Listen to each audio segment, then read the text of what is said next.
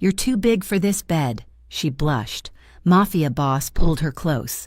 "Then we'll break it together." The fluorescent lights of Greybridge General Hospital hummed with a low, headache-inducing vibration that seemed to burrow straight into the base of Tessa Hale's skull. It was 3 a.m, and the rest of the world was asleep, wrapped in the comfort of darkness and silence. But here, in the sterile white hallways that smelled of antiseptic and floor wax, the night was just another shift that refused to end. Tessa rubbed the back of her neck, her fingers catching on the loose strands of blonde hair that had escaped her messy bun hours ago. Her feet throbbed inside her sensible nursing shoes, a dull ache that radiated up her calves. She had officially clocked out 40 minutes ago, yet she was still standing in the doorway of room 314, watching the rhythmic rise and fall of Mrs. Gable's chest. The elderly woman had been admitted with palpitations and severe anxiety, convinced that the storm brewing outside was a harbinger of doom. While other nurses had efficiently checked her vitals and moved on, Tessa had stayed. She had sat by the bedside, holding a hand that felt as fragile as parchment paper, listening to stories about a husband who had passed away 10 years ago. It was Tessa's greatest weakness, at least according to her supervisor. She cared too much. She let the lives of strangers bleed into her own until she was empty, pouring from a cup that never seemed to get refilled. "Go home, Tessa," she told herself, finally stepping away from the doorframe. "You are exhausted." She gathered her coat from the break room, wrapping the thick wool tightly around her frame. The weather report had promised rain, and the drumming against the hospital windows confirmed that the skies over Greybridge had opened up. She pushed through the double doors of the employee exit, gasping as the cold, damp air hit her face. It was a shock to the system, stripping away the sterile warmth of the hospital and replacing it with the gritty, metallic scent of the city. Her apartment was a 30-minute bus ride away, but the stop was 3 blocks over. To save time, she usually cut through the narrow alleyway behind the old textile factories. It was a shortcut she knew she should not take at this hour, but the promise of her bed and the heavy weight of fatigue made her reckless. Tessa ducked her head against the driving rain, her boots splashing through puddles that reflected the sickly yellow glow of the street lamps. The alley was a canyon of brick and shadow, usually silent except for the scuttling of rats or the distant wail of sirens. Tonight, however, the air felt different. It was heavy, charged with a strange static that made the hair on her arms stand up beneath her coat. She turned the corner near the loading docks and froze. The scene before her looked like a frame from a nightmare, illuminated by the flickering light of a broken neon sign buzzing overhead. 2 sleek, expensive black sedans sat at odd angles, their windows shattered into diamonds of glass that littered the wet asphalt. The metal doors were riddled with holes, the unmistakable scars of high-caliber gunfire. Tessa stopped breathing. Her first instinct was to turn and run, to sprint back to the safety of the main road and call the police. But then she saw the bodies.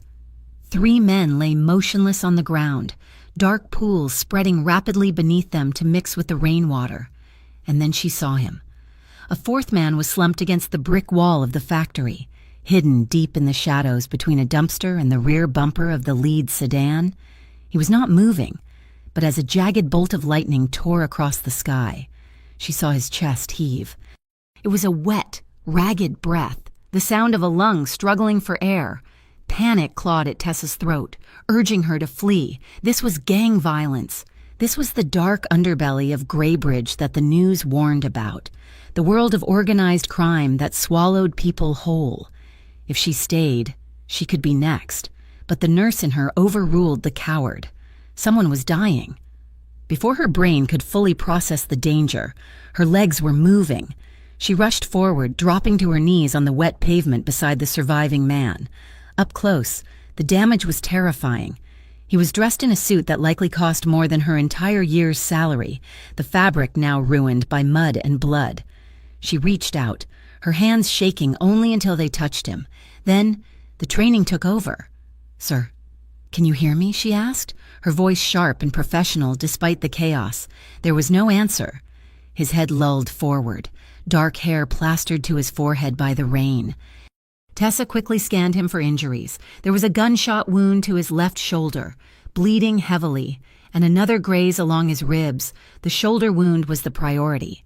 The arterial flow was strong, pulsing in time with his fading heartbeat. She didn't have her kit. She didn't have gauze. Tessa ripped the scarf from her neck. It was a thick, knitted thing her grandmother had made, and without hesitation, she wound it tightly around his upper arm, high above the wound, creating a makeshift tourniquet. She grabbed a discarded pen from her pocket, twisting it into the fabric to tighten the pressure until the bright red flow slowed to a sluggish ooze. "Stay with me," she commanded, pressing her gloved hands directly over the wound to apply pressure. "Come on." The man let out a low groan, a sound of guttural pain that seemed to vibrate through the pavement. His head snapped up. Tessa found herself locked in a gaze so intense it nearly knocked the wind out of her. His eyes were dark, almost black in the shadows, but they burned with a terrifying clarity. He was not unconscious. He was watching her. There was no gratitude in that look, only a predator's assessment. He was in shock, losing blood and surrounded by death, yet the sheer force of his presence was overwhelming. "Who are you?" he rasped, his voice sounding like gravel grinding together. "I am a nurse," Tessa said, leaning her weight into her hands to keep the pressure firm. "You have lost a lot of blood. Do not try to move." He did not listen. With a surge of strength that should have been impossible for a man in his condition, his right hand shot out and clamped around her wrist. His grip was like iron, bruising her skin even through the sleeve of her coat. He pulled her slightly closer, his eyes searching her face, cataloging every detail, the fear in her wide blue eyes, the water dripping from her nose, the steady, competent way her hands held his life together. "You are too calm for a civilian," he murmured. The air between them seemed to vanish, leaving only a charged stillness that defied the storm around them. Tessa felt a shiver race down her spine that had nothing to do with the cold. "I am not calm," she whispered, her voice trembling. "I am terrified." His lips quirked upward in a faint ghost of a smile. But before he could speak again, the roar of engines cut through the rain. Tessa jerked her head up. Tires shrieked against the wet asphalt as a third black car drifted around the corner, headlights blinding her. It screeched to a halt mere feet from where they knelt. The doors flew open before the wheels had even stopped turning. 4 men poured out, weapons drawn. These were not police officers. They held military-grade rifles, their movements precise and lethal. "Get away from him!" one of them roared. Tessa scrambled back, her hands raising instinctively in surrender. But the man on the ground did not let go of her wrist. He kept her tethered to him, an anchor in the storm. "Don't shoot," Tessa screamed, her voice cracking. "I am helping him." The lead gunman, a broad-shouldered man with a scar running through his eyebrow, leveled his weapon at Tessa's chest. His face was a mask of fury and panic.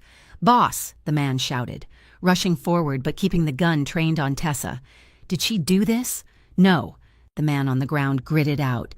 The authority in that single word was absolute. Despite his injuries, despite lying in the mud, he commanded the space. The gunmen hesitated, lowering their weapons by a fraction of an inch. "She stopped the bleeding," the injured man said, his breathing becoming shallower. "Marco, get the car." Marco, the scarred man, holstered his weapon and knelt beside his boss, his eyes darting suspiciously to Tessa. "We need to get you to the doctor. Now." The leak must have come from the inner circle. "We are exposed here."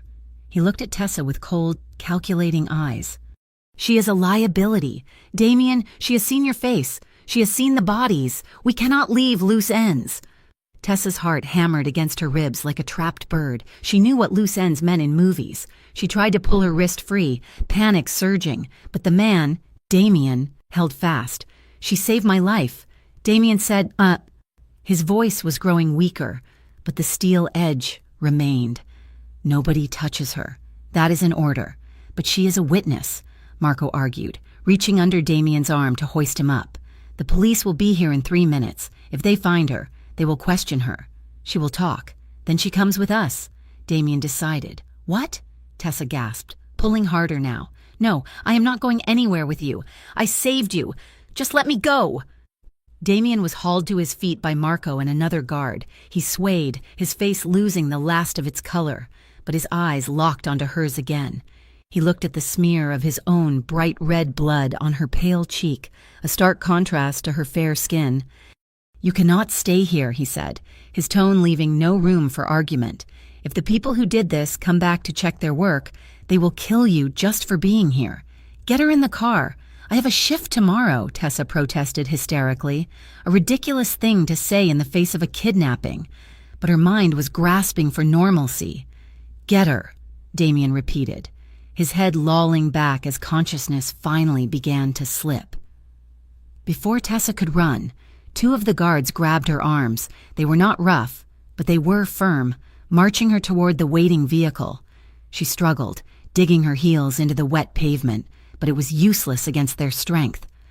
They shoved her into the back seat of the leather interior sedan, right next to the bleeding crime lord. The door slammed shut, sealing her in. The lock clicked with a terrifying finality. "Drive," Marco ordered from the front seat. The car surged forward, pinning Tessa against the seat. Beside her, Damien Vescari. The name floated up from the depths of her memory, from newspaper headlines she usually ignored, slumped against the window. His breathing was wet and heavy. Tessa huddled against the opposite door, hugging her knees. She watched the city lights blur past, distorted by the rain on the tinted glass. She was not going home. She was not going to sleep. She had just been swept into the orbit of the most dangerous man in Greybridge, and she had no idea if she would survive the night. The drive was a blur of adrenaline and fear. They bypassed the city center, heading toward the wealthy hills that overlook the smog and grime of the lower districts. The car wound up a private road, passing through heavy iron gates that swung open silently to admit them. The Vescari safe house was not a house. It was a fortress disguised as a modern mansion. Concrete and glass rose from the cliffside, stark and imposing. As the car stopped, the doors were thrown open. The men moved with practiced efficiency. Damien was lifted out and carried inside. Tessa was pulled out after him, her legs shaking so badly she could barely stand. "Bring her to the main hall," Marco barked at a guard. "Watch her. Do not let her use a phone." Tessa was led into a cavernous living room that looked more like a museum than a home. Floor-to-ceiling windows offered a panoramic view of the city lights below, a beautiful, glittering lie that hid the violence she had just witnessed. The furniture was black leather and chrome, cold and uninviting. She stood in the center of the room, dripping wet, her nurse's scrubs stained with mud and the blood of a Mafia boss. She wrapped her arms around herself, shivering violently. In the center of the room, chaos reigned. A man carrying a medical bag, Damien's personal doctor, was already cutting away the ruined suit jacket. Damien sat on the edge of a leather sofa, his shirt stripped off, revealing a torso defined by hard muscle and old scars. Tessa watched, unable to look away, as the doctor worked. He cleaned the wound, injecting a local anesthetic before beginning to stitch the torn flesh. Damien barely flinched. He sat with a stoic rigidity, his jaw clenched, his eyes closed as he focused on controlling the pain. It took 20 minutes. 20 minutes where Tessa stood guarded by a silent sentinel near the door, her mind racing with escape plans that all ended in failure. When the doctor finished, he bandaged the shoulder and stepped back, wiping his hands. "You were lucky, Damien. Another inch to the right and it would have hit the artery. You need rest, no exertion." Damien nodded once.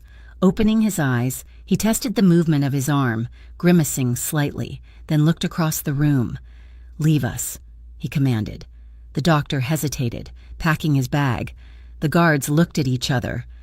"Everyone," Damien said, his voice quiet but echoing in the large space.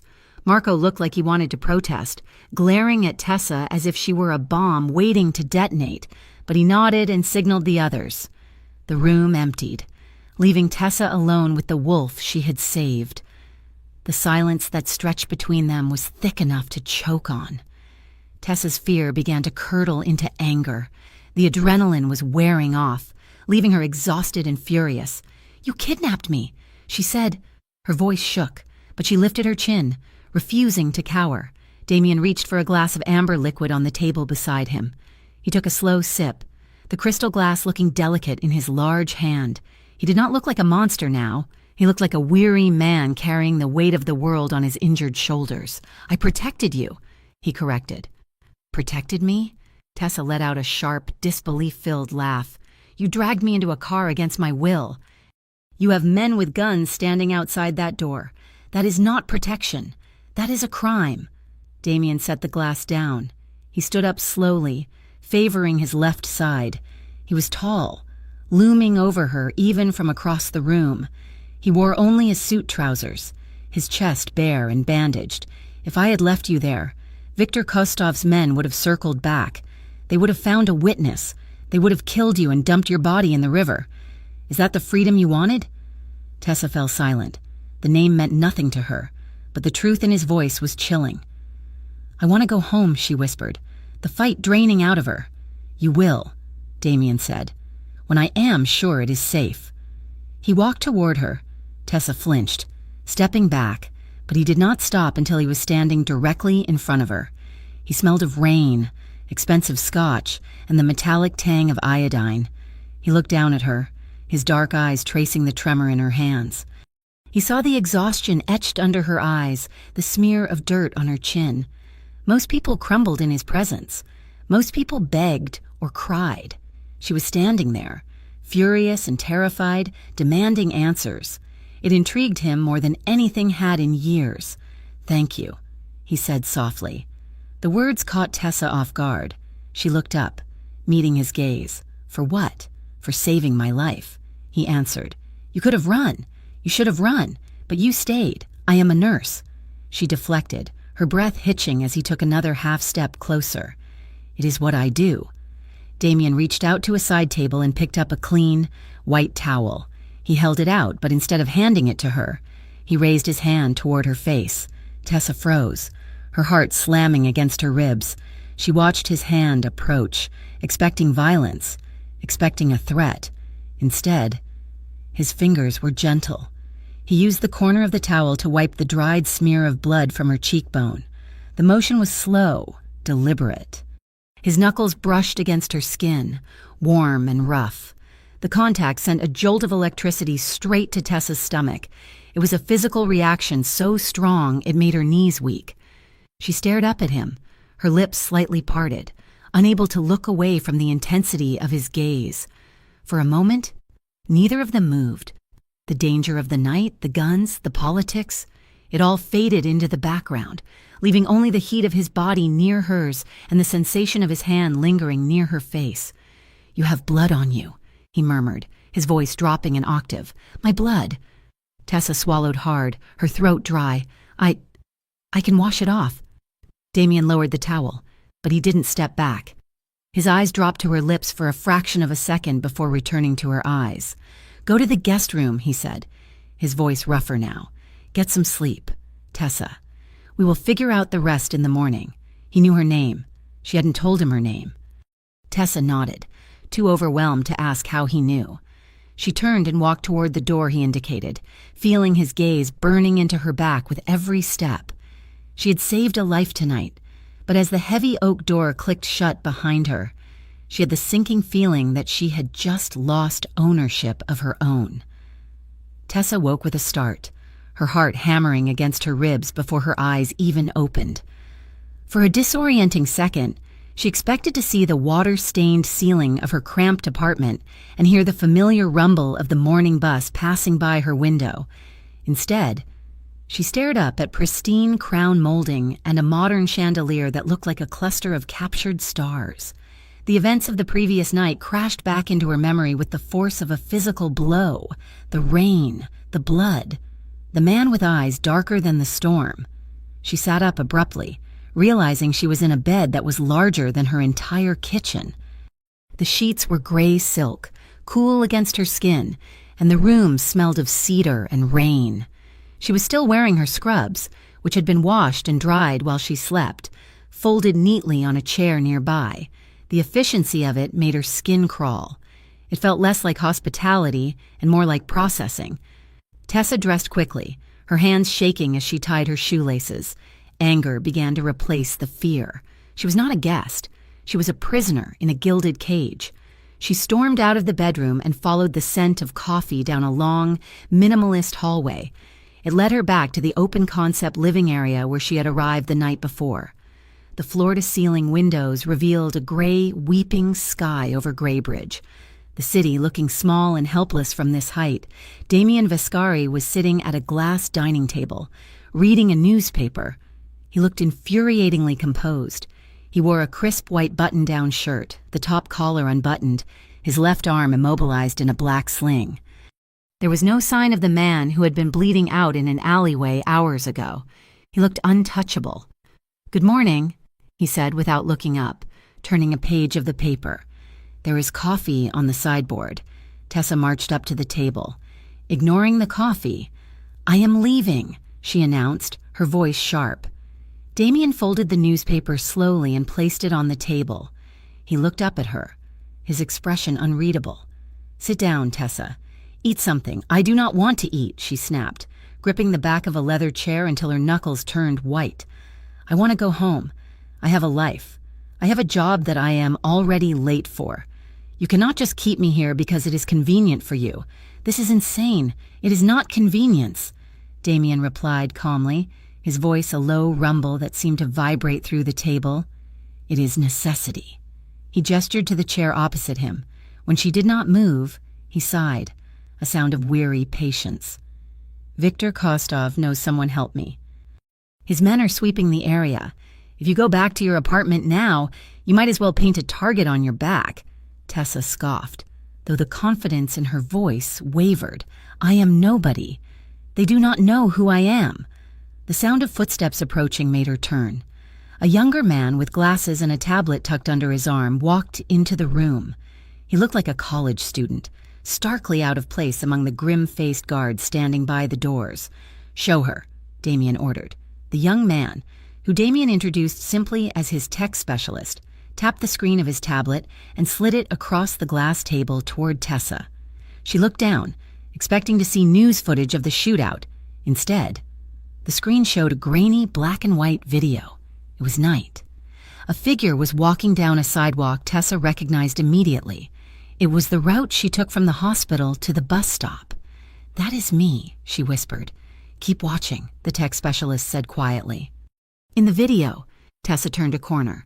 A few seconds later, another figure appeared, a man, dressed in dark clothing with his hood up and a face covering obscuring his features, walked into the frame. He stopped where she had turned, looked around, and then followed. The timestamp was from 4 days ago. Tessa felt the blood drain from her face. She backed away from the table, her legs suddenly feeling like they were made of water. "He was following me?" she asked, her voice barely audible. "Why? I hadn't done anything. I didn't know you then." Damien stood up, wincing slightly as the movement pulled on his injured shoulder. He walked around the table until he stood in front of her, blocking the view of the terrifying footage. "Kostov has been looking for leverage against the hospital board to move narcotics through their supply chain," Damien explained, his tone devoid of pity but heavy with seriousness. Or perhaps he was just scouting for civilians to use as pawns. "It does not matter why. The point is, you were already on their radar. Now that you have saved me, you are a priority."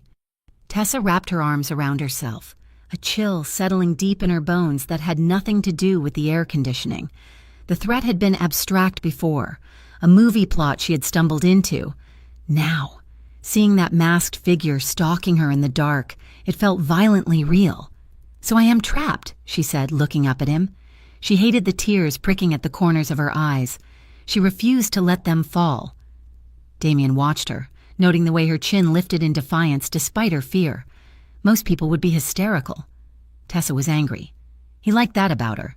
It suggested a spine of steel beneath the soft exterior. "You are safe," he corrected, "and you are not a prisoner. I just need time to neutralize the threat." He gestured toward the expansive hallway. "Come. You should know the layout of the house. If you're going to stay, I do not want you feeling like a caged animal." Tessa hesitated, then nodded. She had no other choice. Damien led her through the penthouse. It was a masterpiece of modern architecture, cold and impressive. He showed her the library, the gym, and the media room. But Tessa barely registered the luxury. She was too busy watching him. He moved with a predatory grace, checking corners and windows instinctively, a constant reminder of the violence that dictated his life. They ended up in the kitchen, a sleek space of stainless steel and black marble. The storm outside had intensified, the sky turning a bruised purple as thunder rumbled ominously in the distance. "I can make tea," Damien offered, moving toward the kettle. It was such a mundane domestic offer coming from a crime lord that Tessa almost laughed. Before she could answer, a massive crack of thunder shook the building. The lights flickered once, twice, and then died completely, plunging the windowless kitchen into heavy gloom. Tessa gasped, the darkness triggering the memory of the alleyway. Without thinking, she reached out, her hand finding Damien's forearm. She gripped him hard, her fingers digging into his skin. "I have you." His voice came from the dark, deep and steady. Warmth enveloped her hand. Damien had covered her fingers with his own. His palm was calloused, his skin radiating a heat that seeped into her cold hand. He did not pull away. He did not mock her fear. He simply stood there, a solid anchor in the shifting dark. The emergency generator kicked in with a low hum, and the lights flickered back on. Tessa looked down at their joined hands. Her pale fingers were stark against his tan skin, trapped beneath his large palm. The intimacy of it was shocking. She snatched her hand back as if she had been burned, her heart doing a traitorous flip in her chest. "Sorry," she muttered, looking away. Damien let his hand drop to his side, his expression unreadable, though his eyes lingered on her flushed face. "It is fine. The grid in this city is as corrupt as its politicians." He walked past her toward the glass doors that led to the balcony. "I need fresh air." Tessa followed him, drawn by a curiosity she could not suppress. The balcony was sheltered by an overhang, protecting them from the driving rain. The wind whipped at Damien's shirt, plastering the fabric to his chest, emphasizing the bandages beneath. He leaned against the railing, looking out at the city that looked like a gray smudge through the downpour. "Why are they doing this?" Tessa assessed, stepping up beside him but keeping a safe distance. "This war. Why now?" Damien took a breath, the cold air seeming to center him. "Kostov wants the port. He wants to move product that I do not allow in my territory. We had a truce, a fragile one." He decided that ambition was worth more than his word. He turned his head to look at her. His profile was sharp, cut from granite, but there were lines of exhaustion around his eyes that the dim light could not hide. "I thought I could keep the peace," he admitted, his voice low. "I thought I could keep the violence contained to the shadows. I was wrong, and now innocent people like you are getting pulled into the crossfire." Tessa studied him. She wanted to hate him. She wanted to see him as the villain. But standing there, listening to the regret in his voice, she saw something else. She saw a man carrying a burden so heavy it was crushing him, a man who was trying to hold back a tide of chaos with his bare hands. "You are not a monster," she said, the words slipping out before she could check them. Damien looked at her, his dark eyes intense. "Do not be so sure. Tessa, you have only seen me on my best behavior." Before Tessa could respond, the air shattered. The sound was not thunder. It was the distinct, high-pitched crack of automatic gunfire. "Get down!" Damien roared. The glass door behind them exploded inward, showering the kitchen with shards. Bullets chipped the stone railing, sending dust and debris flying into the air. Tessa stood frozen, her mind unable to process the violence. Damien moved. He did not run for cover, he lunged for her. His good arm wrapped around her waist, lifting her off her feet as he tackled her to the ground behind the heavy stone planter box. He slammed her down onto the concrete floor of the balcony, covering her body with his own. He was heavy, a solid wall of muscle and heat pressing her into the ground. "Stay down," he hissed against her ear. More shots rang out, bullets whining through the air where they had been standing seconds ago. The noise was deafening. a chaotic symphony of destruction. Glass shattered, metal pinged, and the roar of a car engine revving echoed from the street below. Tessa squeezed her eyes shut, her hands clutching at Damien's shirt. She could feel his heart pounding against her chest, a rapid, powerful rhythm that matched her own. He was shielding her completely. If a bullet found them, it would hit him first. He was using his own body as a human shield for a woman he had met less than 24 hours ago. Strange. Terrified thoughts raced through her mind. The concrete was cold against her back, but he was burning hot. She could smell the soap on his skin, mixed with the sharp scent of ozone and cordite, in the middle of an assassination attempt, pinned beneath a Mafia boss. Tessa realized with a jolt that she felt safer right now than she had in her empty apartment. And then, as quickly as it had begun, the shooting stopped. Tires screeched, fading into the distance. Silence rushed back in, broken only by the sound of the rain and their harsh, ragged breathing. Damien did not move immediately. He stayed over her, his head turned toward the street, listening. "Are they gone?" Tessa whispered, her voice trembling. Damien looked down at her. His face was inches from hers. The adrenaline had dilated his pupils until his eyes were entirely black. "Yes," he rasped. He shifted his weight, wincing as he pushed himself up onto his knees, but he kept his body positioned between her and the open street. His hands moved over her fast, checking for injuries. His palms swept down her arms, over her shoulders, feeling for blood or broken bones. "Are you hit? Tell me?" "No," Tessa gasped, sitting up. "I am okay. Are you? Your shoulder." Damien ignored his injury. He stared at her, his chest heaving. His hand came up to cup her face, his thumb brushing away a stray lock of hair that had fallen across her eyes. "You are okay," he murmured, as if reassuring himself. His gaze dropped to her mouth. The air between them crackled, charged with a tension that was suddenly, confusingly electric.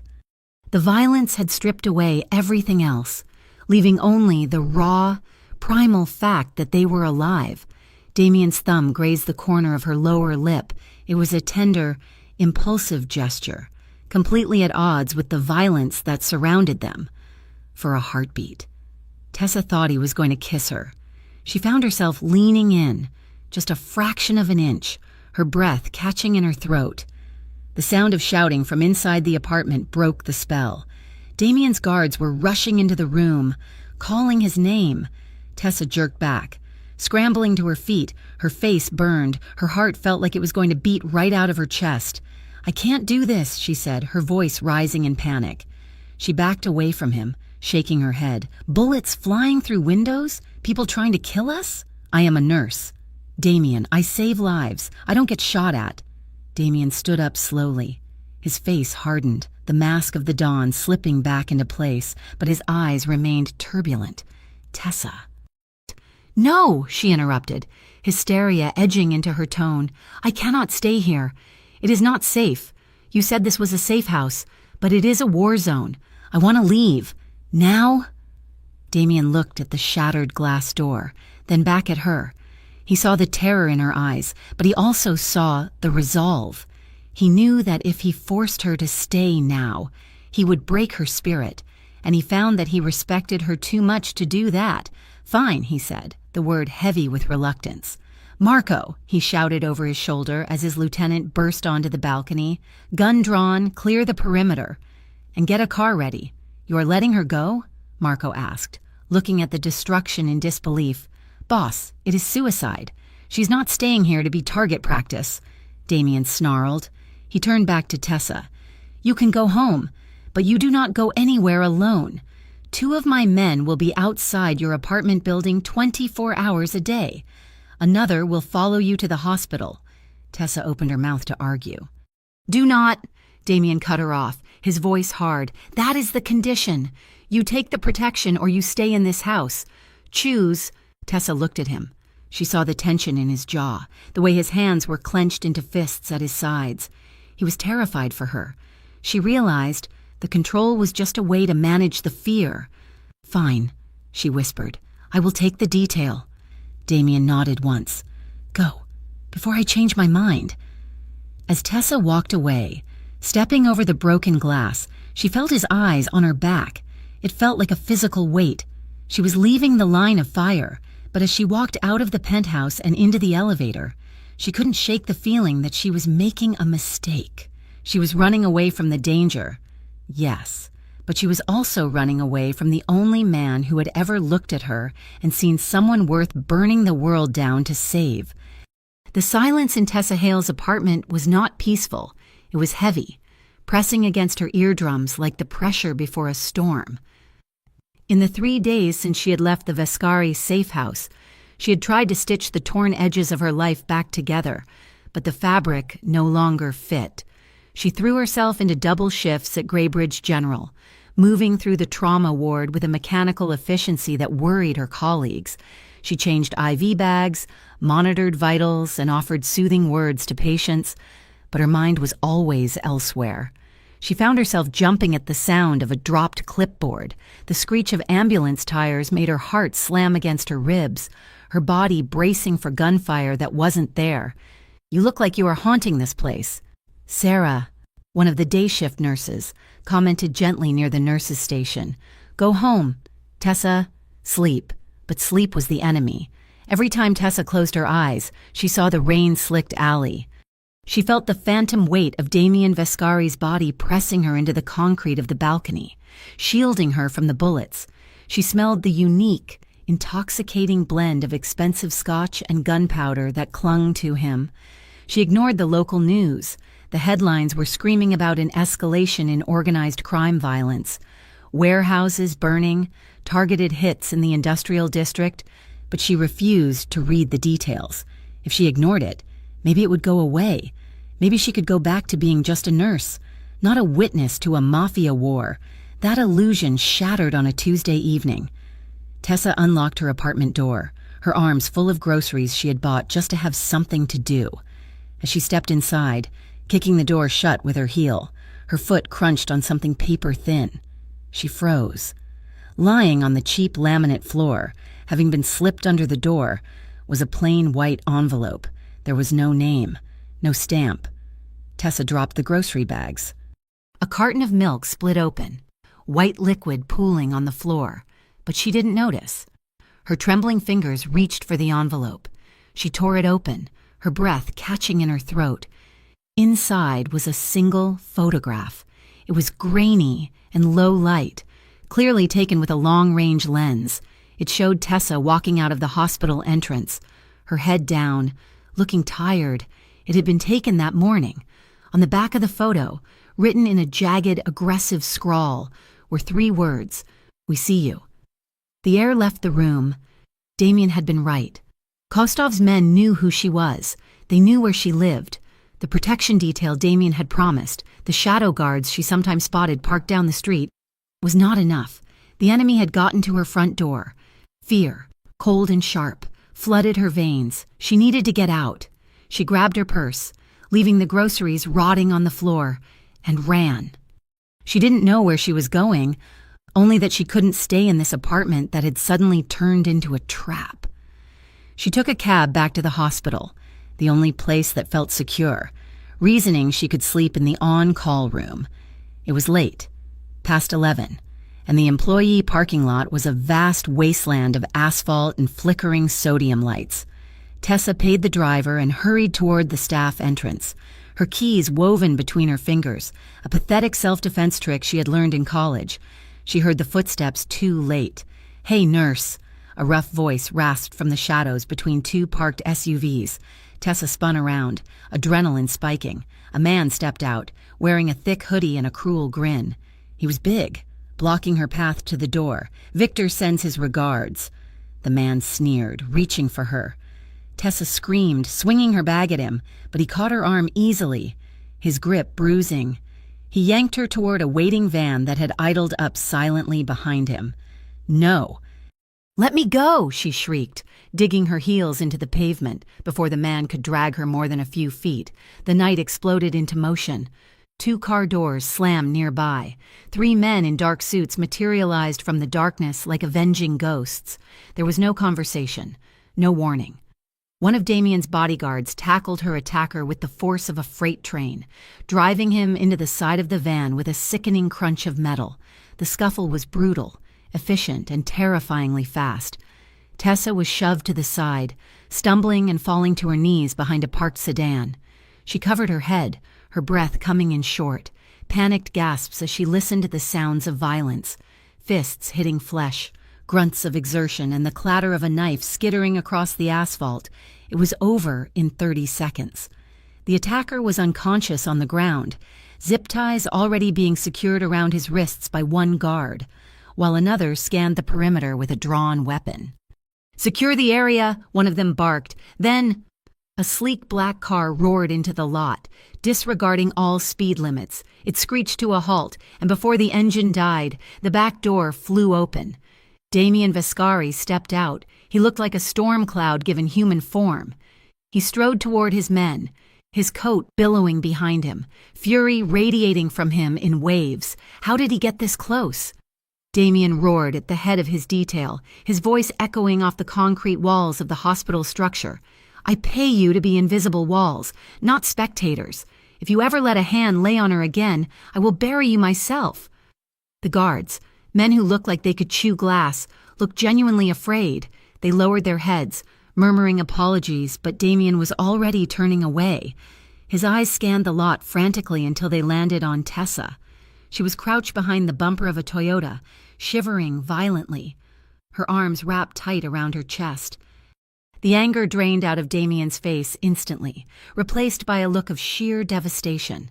He moved toward her, not with the predator's stalk she had seen before, but with a desperate urgency. He dropped to his knees on the dirty pavement, disregarding his expensive suit trousers.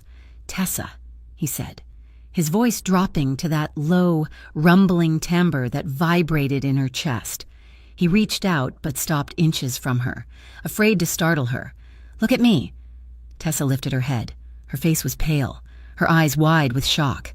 "He touched her?" Damien asked, his jaw clenching so hard a muscle feathered in his cheek. "He grabbed my arm," she whispered. "That is all." Damien let out a breath that sounded like a curse, gently, carefully. He reached out and pried her hands away from her face. His large, warm hands enveloped hers, grounding her. He rubbed his thumbs over her knuckles, trying to transfer some of his heat to her freezing skin. "I told you they would come," he said, not with an "I told you so" arrogance, but with a heavy regret. "I tried to keep them away with guards, but it is not enough. Kostov is getting desperate." Tessa looked at the unconscious man being hauled away by the guards.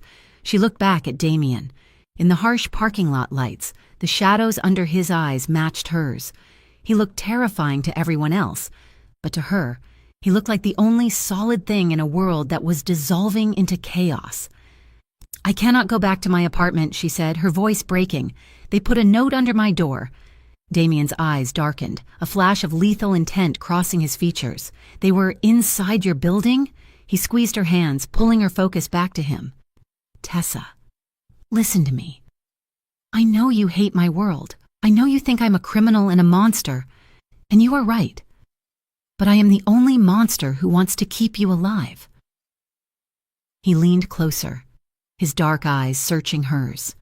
"Do you trust me? Not as a boss, not as a Mafia Don, but as a man. Do you trust me enough to let me keep you safe?" Tessa looked at him, really looked at him.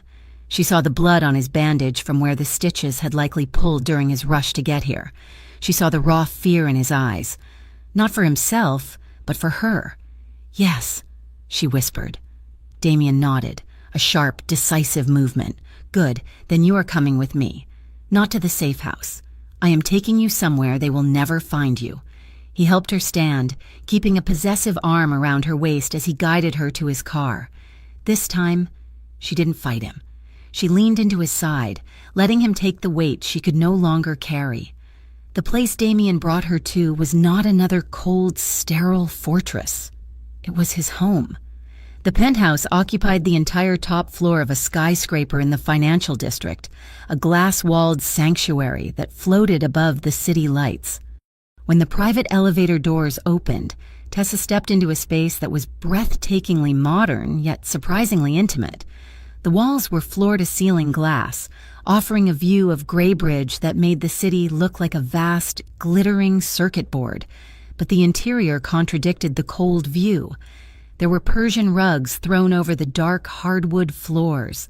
A grand piano sat in one corner, its lid closed, looking lonely, and everywhere there were books, stacks of them on tables, lining the built-in shelves. Philosophy, history, classic literature. Some were dog-eared and worn, their spines cracked from repeated reading. It was a revelation. It revealed a depth to Damien Vascari that terrified Tessa almost as much as his gun did. It showed he was a man with a soul, which made falling for him infinitely more dangerous. "This is temporary," Damien said, closing the heavy front door and locking it with a series of distinct clicks. "Until I end this war." He showed her to the master guest suite, told her where the food was, and then retreated to his office. He gave her space, treating her like a fragile vase he was afraid of breaking. The first night, Tessa couldn't sleep. Her mind was too loud. She had forgotten to pack a bag in her flight from the apartment, so she showered and raided the closet Damien had pointed out. She found a drawer of plain black t-shirts. She pulled one on. It was massive on her, the soft cotton hitting mid-thigh, the neckline slipping off one shoulder. It smelled like him, cedar and something clean and sharp. Wrapping herself in his scent felt dangerously comforting. Thirsty. She padded barefoot out to the kitchen around 2 in the morning. She poured a glass of water, leaning against the marble island, watching the rain streak against the massive windows. Unable to sleep, Tessa spun around, water sloshing over the rim of her glass. Damien was standing in the archway of the kitchen. He had discarded his jacket and tie, his dress shirt unbuttoned halfway down his chest, sleeves rolled up to reveal thick forearms. He held a tumbler of amber liquid in one hand. His gaze swept over her, taking in the bare legs, the oversized shirt that belonged to him, the way her hair fell in damp waves around her face. He froze, his hand tightening around his glass. The air in the kitchen suddenly became thick, heavy with a tension that made it hard to breathe. "I didn't mean to wake you," Tessa stammered, feeling heat rise in her cheeks. "I just needed water. I wasn't sleeping," Damien said, his voice rougher than usual. He walked into the room, moving slowly, as if approaching a startled deer. He set his glass down on the counter, his eyes never leaving hers. He stopped 3 feet away, close enough for her to feel the heat radiating from him. "You should lock the balcony doors at night," he said. "They are locked," Tessa whispered. "I know," Damien replied. He looked at her mouth, then forced his gaze back up to her eyes. It was a struggle she could clearly see. "But you should check them anyway." He was telling her to be careful. He was also telling her that seeing her like this, wearing his clothes, standing in his kitchen, was doing something to his self-control that he didn't trust. Tessa nodded, clutching her water glass like a shield. "Good night, Damien. Good night, Tessa." She fled back to her room, her heart pounding a rhythm against her ribs that had nothing to do with fear. Over the next week, a strange, uneasy domesticity settled over the penthouse. Tessa couldn't work. Damien had strictly forbidden it, saying the hospital was too exposed, so she channeled her anxious energy into the kitchen. She'd never been a gourmet chef, but stress made her productive. She made risottos, stews, complicated pasta dishes that required hours of chopping. Damien would come home late, his suit jacket smelling of smoke and rain, his face drawn with exhaustion. He would find her in the kitchen or on the couch. He would eat whatever she put in front of him. "This needs more salt," he would say. "Poking at a roast chicken, it is perfect." "You just have ruined taste buds from smoking," she would retort, pouring him wine. He would hide a smile behind his glass, and he would eat every bite. She waited up for him every night. She told herself it was because she couldn't sleep, or because she was watching late-night movies. When he walked in at midnight, she would mute the TV and yawn theatrically. "I just fell asleep watching a documentary." She would lie. "You are a terrible liar, Tessa," he would say, loosening his tie. "But thank you." It was a dance, a careful, quiet waltz around the undeniable fact that they were becoming important to each other. Then came the night the music stopped. It was raining again, a torrential downpour that battered the glass walls. The clock read 1:30. Tessa was curled up on the expansive leather sofa, a book open on her lap, staring blindly at the page. The elevator chimed, the doors slid open, and Damien stumbled out. Tessa was on her feet instantly. Damien, he was leaning heavily against the wall. His shirt was torn at the collar. His knuckles were raw and bloody, and there was a dark, purpling bruise blossoming along his jawline. His lip was split, a trickle of dried blood running down his chin. He had been in a fight, a bad one. Don't. He groaned as she rushed toward him. I am fine. Just a disagreement with some captains who thought they could leverage my distraction. Sit down, Tessa ordered, her nurse's voice cutting through his deflection. Now. She guided him to the sofa, pushing him down gently. He hissed in pain but didn't resist. He let his head fall back against the leather, closing his eyes. Tessa ran to the bathroom, grabbing the first aid kit she had located on day 1. She returned, kneeling on the floor between his spread knees. Open your eyes, she murmured, soaking a cotton pad in antiseptic. Damien opened his eyes. They were dark, dilated, burning with a mix of adrenaline and something else, something raw and hungry. Tessa reached up, her hand cupping his uninjured cheek to hold him steady.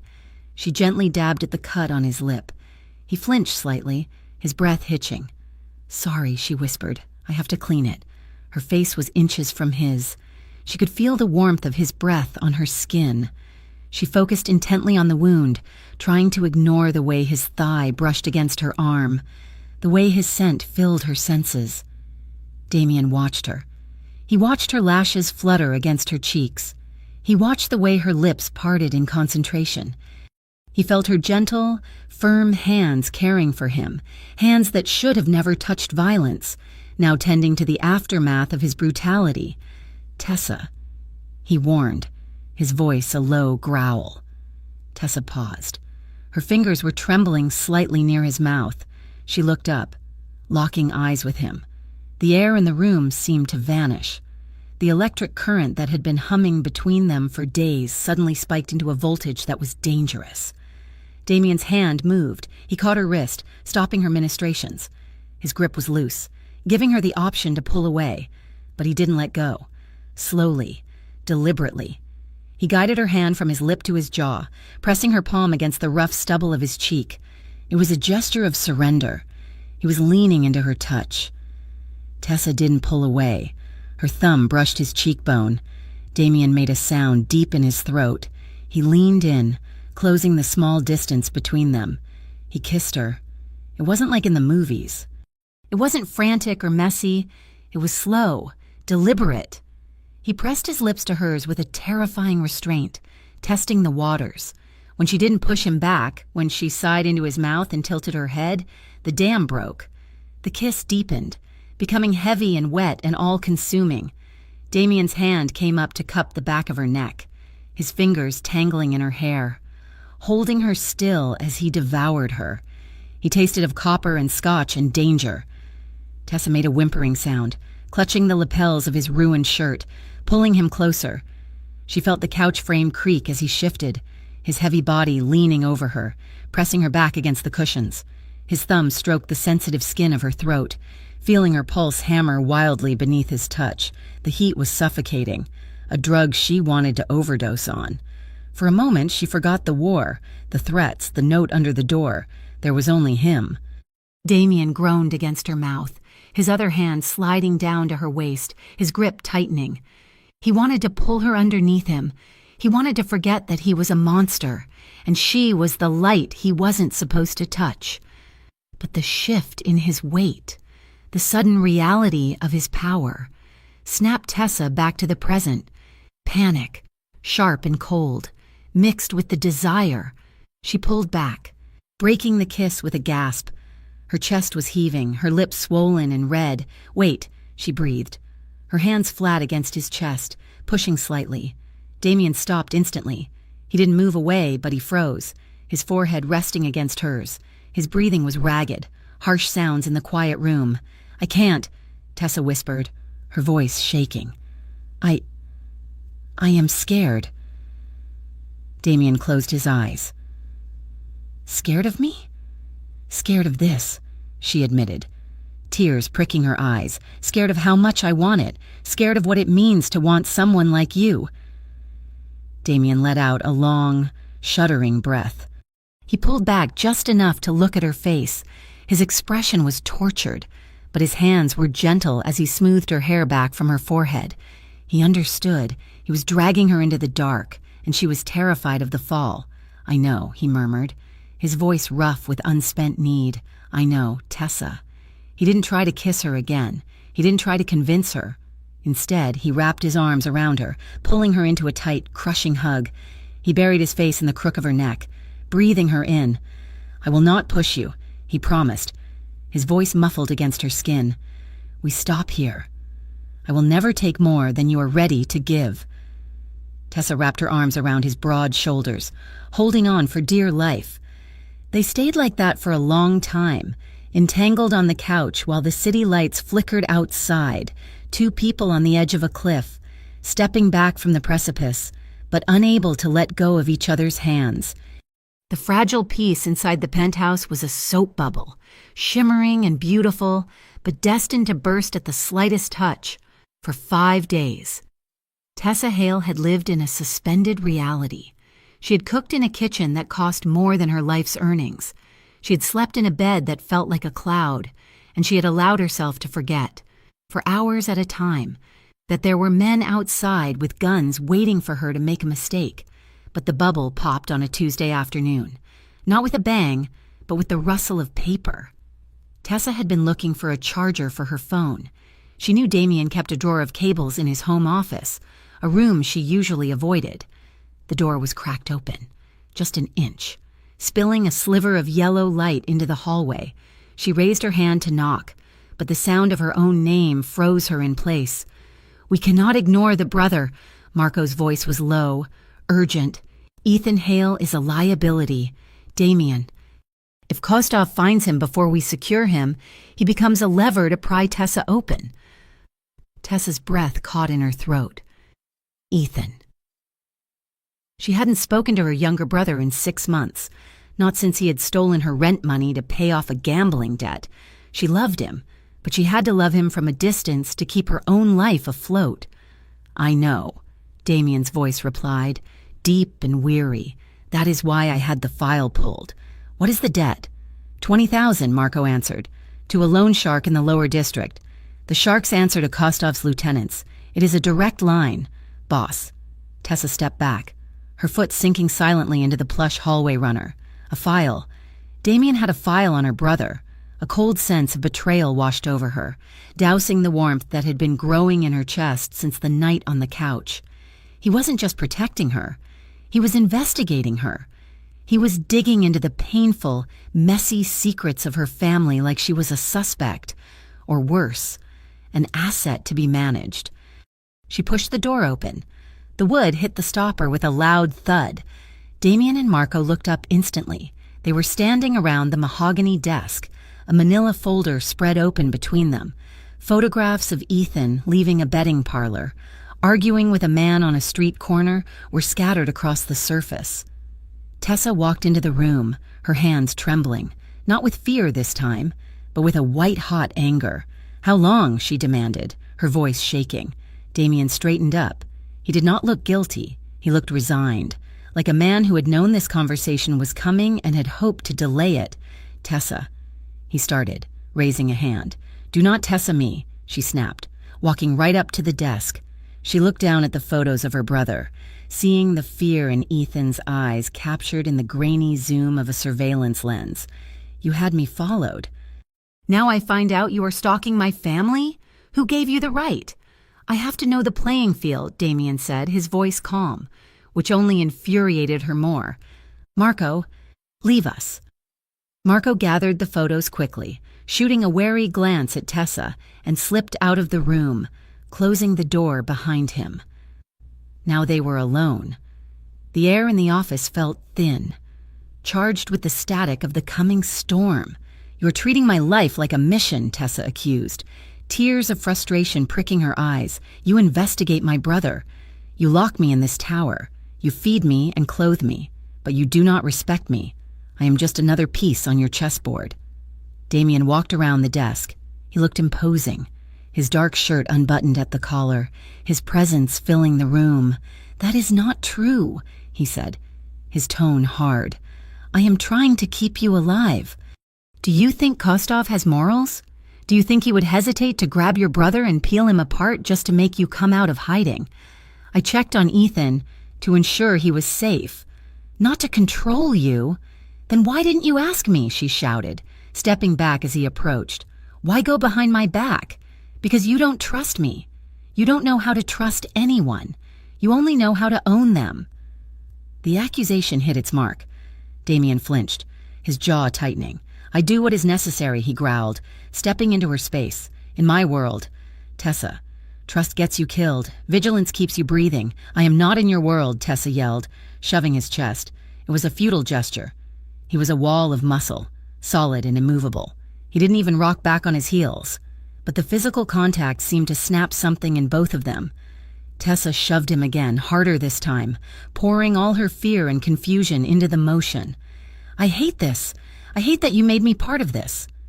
Damien caught her wrists. His grip was firm, locking her hands in the air between them, but he was careful not to bruise her.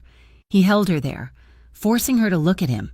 They were standing in the doorway now, the argument having spilled out of the office and into the hall. "Stop," he commanded, his voice rough. "Let me go!" Tessa struggled, twisting her wrists against his hold. Her hair had fallen into her face, and her chest was heaving with exertion.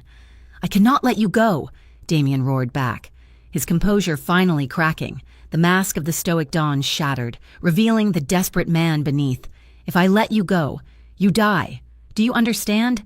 I would burn this whole city to the ground before I let Kostov touch you." The raw intensity of his words hung in the air, vibrating between them. Tessa went still, her eyes wide, staring up at him. She saw the truth in his black eyes, a terrifying, consuming need to protect her that bordered on obsession. The anger was still there, boiling in her veins, but it collided with something else, adrenaline, fear, and a sharp, undeniable pull of desire that had been building for days. Damien looked at her, his gaze dropping to her lips, then back to her eyes. He was breathing hard, his chest brushing against hers with every inhalation. "You make me crazy," he whispered, the admission sounding like a defeat. "You are crazy," Tessa breathed. She didn't know who moved first. One second they were arguing, and the next, the space between them vanished. Damien released her wrists, and his hand swept up to frame her face, crashing his mouth down onto hers. This was not the gentle, tentative kiss they had shared on the couch. This was a collision.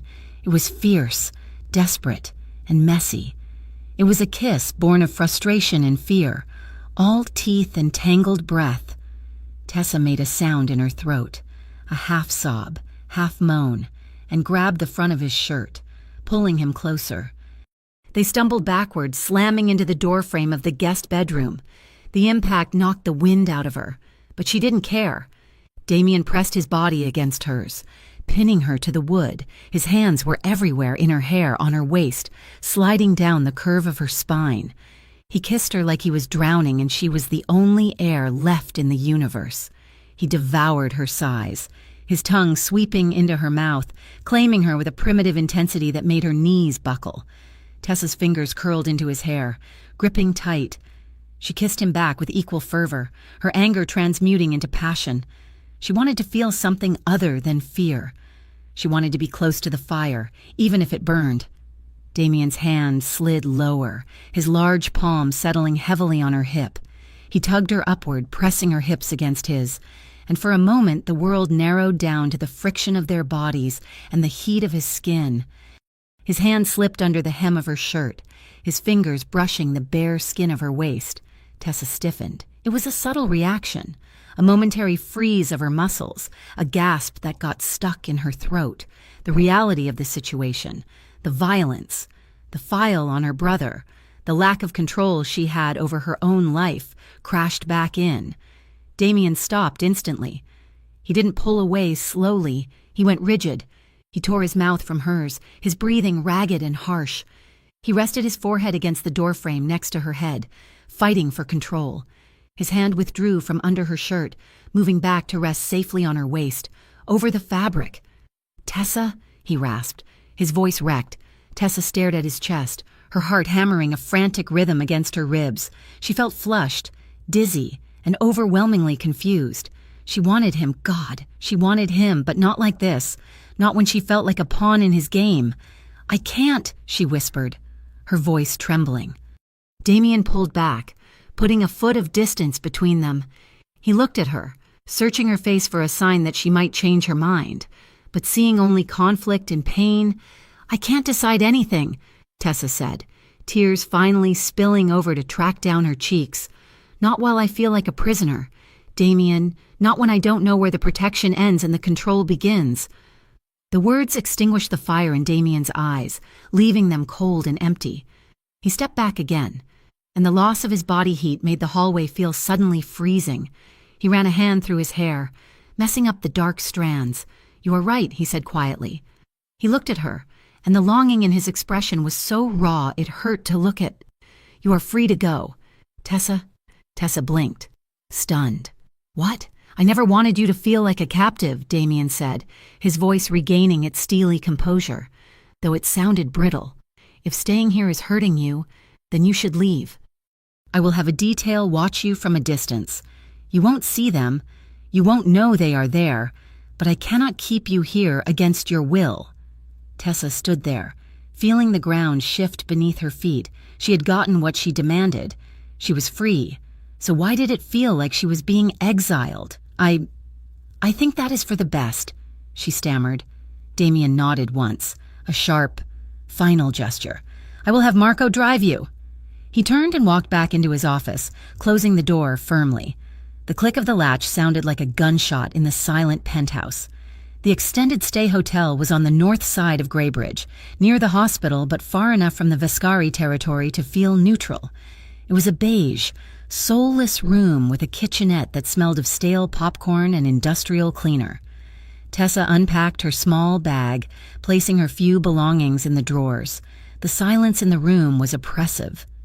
At the penthouse, the silence had been heavy with presence, the sound of Damien pacing in his office, the faint hum of the city through the glass. Here, the silence was empty.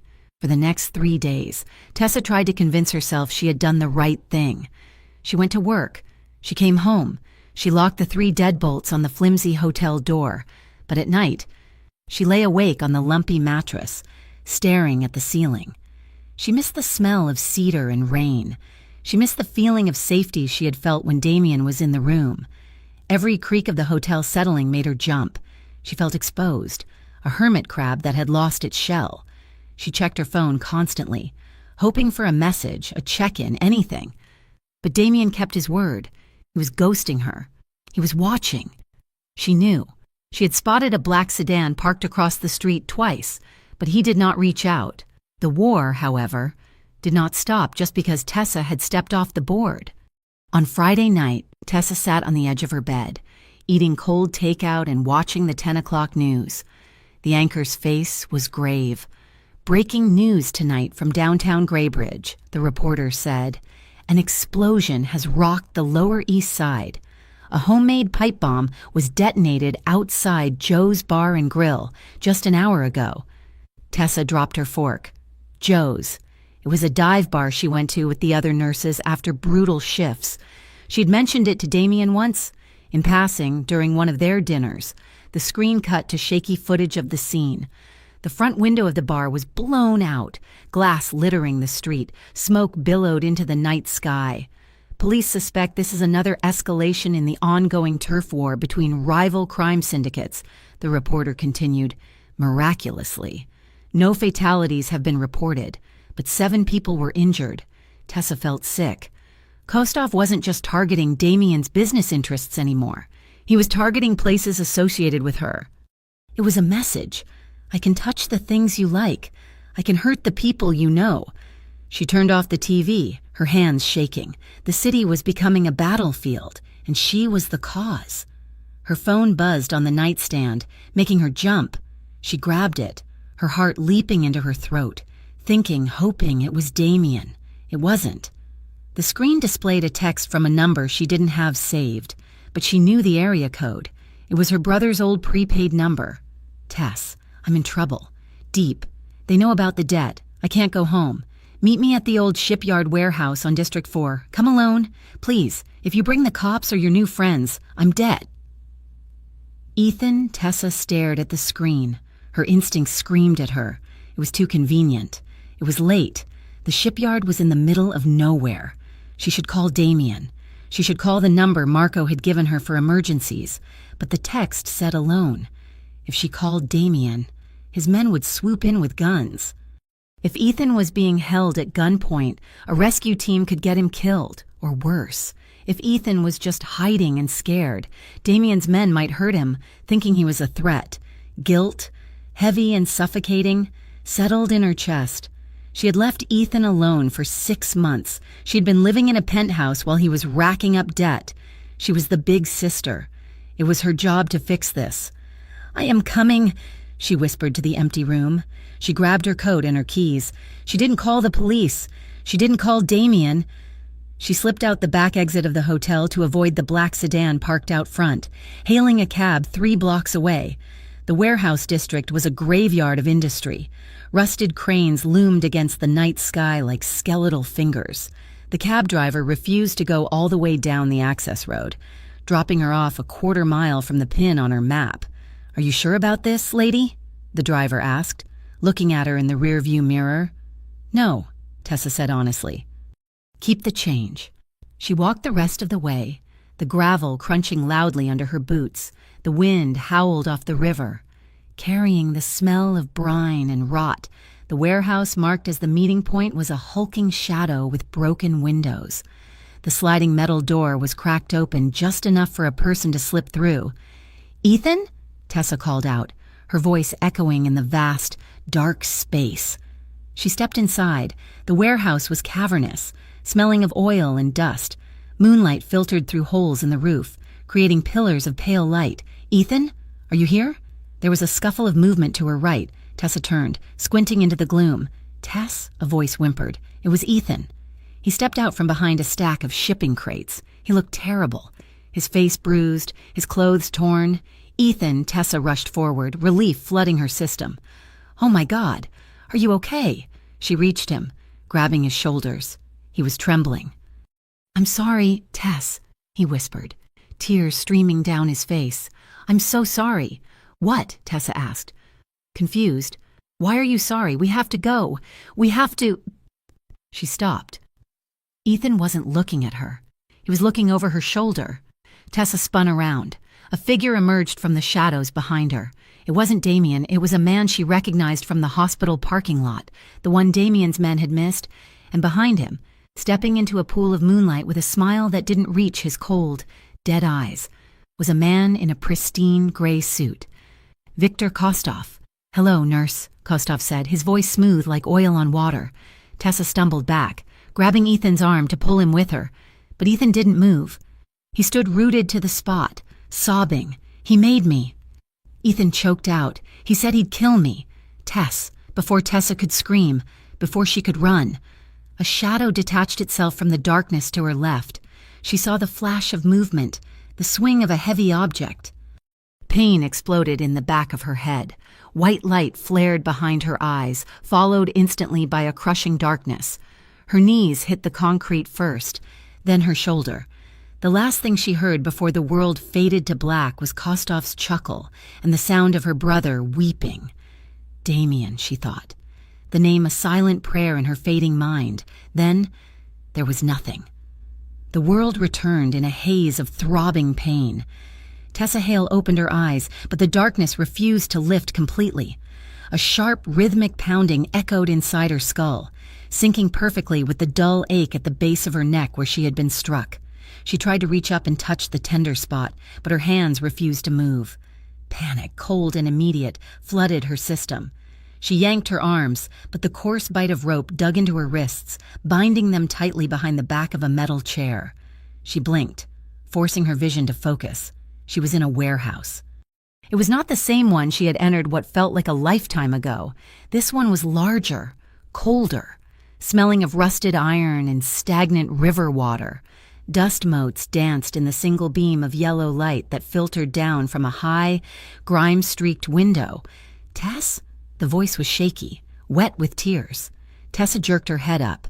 Standing 5 feet away from her was Ethan. He was not tied up, but he looked trapped all the same. His face was a map of bruises. One eye swollen shut, his lips split. He was wringing his hands, shifting his weight from foot to foot like a nervous child waiting for a scolding. "Ethan," Tessa croaked. Her throat felt like it was filled with sand. "Are you okay?" Ethan let out a sob that sounded more like a choke, and he wouldn't look at her. He stared at his sneakers. His shoulders hunched. "I'm so sorry." "Tess, I did not know they would hurt you. I swear, they just said they needed to talk to you. They said if I got you here, they would wipe the debt." Tessa stared at him, the realization hitting her harder than the blow to her head had, the text message, the urgency. It hadn't just been a trap set by Kostov. It had been a trap baited by her own brother. "You sold me out," she whispered, the betrayal cutting deep into her chest. "For money? $20,000. "Tess!" Ethan shouted, his voice cracking with hysteria. "I owed $20,000 to the sharks. They were going to break my legs. They were going to kill me. Kostov said all I had to do was send the text. He said no one would get hurt. He lied." "Ethan," Tessa yelled back, struggling against her bonds. "Look around you. Do you think this ends well?" Before Ethan could answer, the screech of a heavy metal door sliding open echoed through the vast space. Footsteps approached, slow, deliberate, echoing on the concrete floor. Viktor Kostov stepped into the pool of light. He looked immaculate in a charcoal suit, a stark contrast to the filth of the warehouse. He held a lit cigarette in one hand, the smoke curling up around his cold, dead eyes. "Family reunions are always so touching," Kostov said, his voice smooth and devoid of any real warmth. He stopped beside Ethan, resting a hand on her brother's shoulder. Ethan flinched violently but didn't pull away. "You," Kostov said to Ethan, "go stand over there. You are cluttering my view." Ethan scrambled away, retreating into the shadows near a stack of rotting pallets. Kostov turned his attention to Tessa. He walked around her chair slowly, inspecting her like a piece of livestock he had just purchased. He took a drag of his cigarette and blew the smoke toward the ceiling. "You are prettier than the photos," he mused. "I can see why Damien Vascari broke his own rules for you. It's quite romantic. Really. The big bad wolf and the nurse who saved him. It would make a lovely movie." "Where is he?" Tessa demanded, trying to keep her voice steady despite the terror clawing at her throat. "Oh, he is coming," Kostov said with a cruel smile. "He just does not know it yet.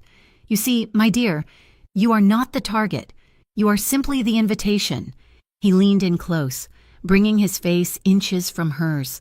She could smell the expensive tobacco and the mint on his breath. "Damien has been a thorn in my side for too long. He thinks he can control this city with honor, with rules. But rules are just chains you put on yourself. I am going to show him what happens when you care about something more than the mission." He pulled a phone from his pocket and tapped the screen. "I just sent him a picture of you," Kostov said casually. "Bound, unconscious, very dramatic. The message was simple. Come alone, or the girl and her useless brother die." Tessa's heart stopped. "He will know it is a trap. Of course he will know." Kostov laughed, a dry, rasping sound. "But he will come anyway. That is the problem with heroes. Tessa, they are predictable. And when he walks through those doors, I am going to kill him in front of you, across the city, inside the glass-walled fortress of the Vascari penthouse." The air was vibrating with a rage so potent it felt physical. Damien Vascari stood in the center of his office. His phone lay on the mahogany desk, the screen displaying the image that had shattered his world 3 minutes ago. Tessa, head lolling to the side, tied to a chair in the dark. A roar tore from his throat, a primal sound of fury that made the glass decanters on the sidebar rattle. He swept his arm across the desk, sending a lamp, a stack of files, and a heavy crystal ashtray crashing to the floor. Marco burst into the room, gun already drawn, expecting an attack. "Boss?" Marco gasped, seeing the destruction. "They have her," Damien snarled. He turned to face his lieutenant, his eyes burning with a violence that made Marco take a step back. "Kostov has her." Damien walked to the window, staring out at the city he had sworn to protect, the city that was now hiding the woman he loved. His mind raced, fighting through the red haze of anger to find the cold, hard logic he needed to save her. She was at a hotel. She was safe. The detail was watching. How did she get out without them seeing? How did Kostov know exactly when to grab her? It wasn't just surveillance. It was inside information. "Find Luca," Damien ordered, his voice dropping to a deadly, quiet register. "Luca?"